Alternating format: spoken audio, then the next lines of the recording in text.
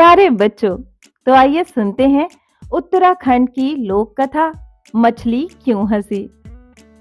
एक राजा था। उसने अपने महल के निकट एक सुंदर तालाब बना रखा था। इस तालाब में अनेक प्रकार की मछलियां अटखेलियां करती रहती थीं। एक दिन रानी मछलियों की क्रीड़ा का आनंद ले रही थी। उसे एक मछली हंसती हुई दिखाई दी। उस समय वहां से एक महात्मा गुजर रहे थे। रानी ने उनसे मछली के हंसने का कारण पूछा। उन्होंने रानी से कहा, बेटी, मछली का हंसना भावी विपत्ति की आशंका को दिखा रहा है। रानी ने यह बात राजा को बता दी। राजा इस बात को टालने की कोशिश करता रहा। रानी जिद पर अड़ी रही। राजा ने सोचा, मछली के हंसने का राज को जानने के बहाने राज्य की सुरक्षा के बारे में बहुत सी बातें पता चल जाएंगी। दूसरे दिन राजा ने वजीर को आदेश दिया, 1 महीने के अंदर मछली के हंसने का राज हमें बताओ, नहीं तो तुम्हें दंड दिया जाएगा। शाम को वजीर घर पहुंचा। वह चुपचाप बिस्तर पर लेटा हुआ था। पत्नी और बच्चों ने उसकी उदासी का कारण पूछा। वजीर ने सारी बात उन्हें बता दी। वजीर के 2 बेटे थे। छोटा बेटा माधव बुद्धिमान था। उसने वजीर से कहा, पिताजी, मछली के हंसने का रहस्य मैं पता कर लूंगा। इसके लिए मुझे महल से बाहर इस राज्य में कुछ दिनों के लिए जाना पड़ेगा। माधव की बात को सुनकर उसकी मां बोली, बेटा, तुम अभी बहुत छोटे हो। मैं तुम्हें घर से बाहर जाने नहीं दूंगी। माधव जिद पर अड़ा रह गया। अंत में वजीर और उसकी पत्नी ने कुछ रुपए देकर उसे विदा किया। माधव घर से निकल पड़ा। रास्ते में उसे एक बूढ़ा मिला। दोनों साथ साथ चलने लगे। रास्ते में एक गधेरा पड़ा। बूढ़ा आदमी माधव से बोला, अपने जूते और पैंट उतार दो, तब गधेरे को पार करना।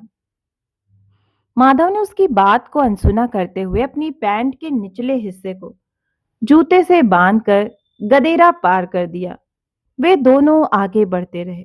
उन्हें एक जगह पर एक बड़ी कोठी दिखाई दी। कोठी को देखकर माधव बोला, यह तो कब्रिस्तान है। माधव की बात को सुनकर बूढ़ा जोर जोर से हंसा। वह मन ही मन बोला, यह लड़का तो पागल है। आगे रास्ते में उन्हें बांस के पेड़ दिखाई दिए।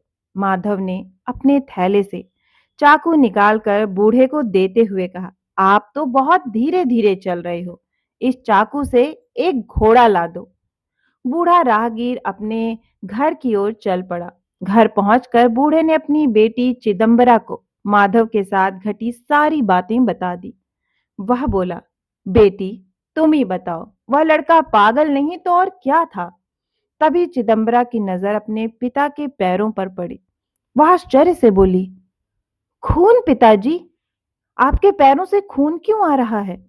उसके पिता ने देखा तो पता चला कि कोई जोंक उसके पैर में घुस आई थी।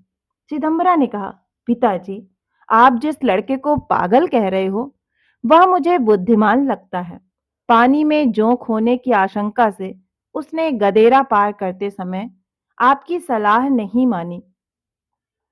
तो बेटी, उसने अच्छी खासी कोठी को कब्रिस्तान क्यों कहा। पिताजी, क्या उस कोठी के आसपास कोई और भी था। कोई नहीं था। कब्रिस्तान में भी कोई व्यक्ति नहीं रहता है, इसलिए उसने कोठी को कब्रिस्तान कहा। चिदम्बरा की बातें सुनकर उसके पिता ने माधव की बुद्धिमत्ता को समझा। उसे याद आया कि बांस के पेड़ों को देखकर उसने मुझे चाकू देकर कहा था, इस चाकू से एक घोड़ा ला दो। उसने चिदम्बरा से इसका मतलब पूछा। वह बोली, पिताजी, जिस प्रकार घोड़ा चलने में मदद करता है, उसी तरह चाकू से बांस की लाठी काटकर उसके सहारे हम तेजी से चल सकते हैं। चिदम्बरा माधव से प्रभावित हो गई थी। वह उससे ब्याह करना चाहती थी। उसने अपने मन की बात अपने पिता को बता दी। दूसरे दिन चिदम्बरा के पिता माधव की खोज में निकल पड़े। उनकी मुलाकात माधव से हो गई। उन्होंने माधव को अपने घर आने का न्योता दिया। कुछ दिन के बाद माधव और चिदम्बरा की शादी हो गई। माधव ने चिदम्बरा को मछली के हंसने की बात बता दी। चिदम्बरा बोली, मछली तालाब के अंदर हंसी।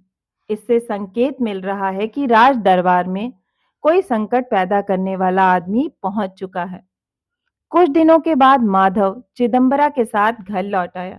उसने अपने माता पिता से चिदंबरा का परिचय कराया। उसके माता पिता उस पर व्यंग करते हुए बोले, तू मछली के हंसने का रहस्य सुलझाने निकला था और खुद ही जाल में फंस गया। माधव और चिदंबरा ने माता पिता के पैर छुए। माधव ने कहा, चिंता करने की कोई बात नहीं है। राजा को मछली के हंसने का राज बताने अभी 10 दिन बाकी हैं।